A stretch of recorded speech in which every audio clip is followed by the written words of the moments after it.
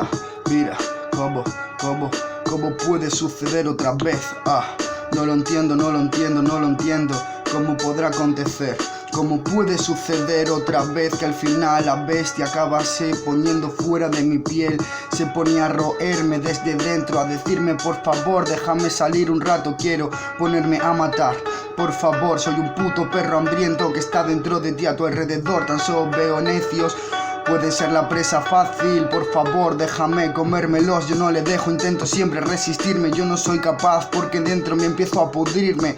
Empiezo a joderme, a corromperme. Ese ser que está dentro de mí ya quiere poseerme. Parece que puede, yo intento luchar con toda mi puta mente, aunque siempre acabo todo destrozado en el suelo, siempre sufriendo porque este puto ser que tengo dentro me acaba comiendo los hígados. Y me pongo a privar y a comer pastillas, los dejo aún peor.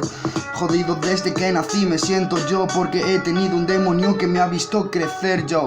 Siempre ha estado encima de mis hombros, guiando todos los pasos que fui tomando.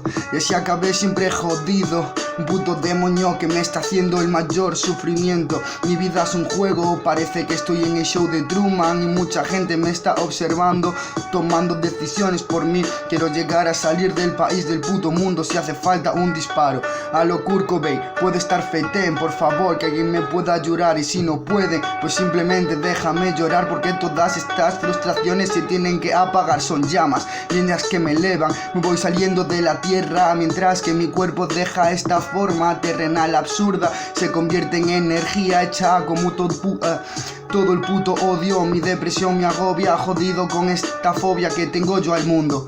Jodido desde que perdí lo que tenía, siempre con mi ira, lo único que he mantenido desde que era un puto pequeño novato chivato. Jodía a todo el mundo que se le ponía delante, que el plato ya no lo comía. Estaba jodido de la cabeza con tanta mierda que veía por su rebeldía. Vaya ironía, mientras que corría de los matones del instituto me ponía con toda me ponía a soltar rap. La única manera de desahogar toda la puta rabia, un incendio que tiró con mares de alcohol. Me cago en todo el mundo, lo prendo con un blog. Me meto un tiro, la nevada se pone a fregarlo todo, lo deja todo en la ruina, estamos en la estepa, bro.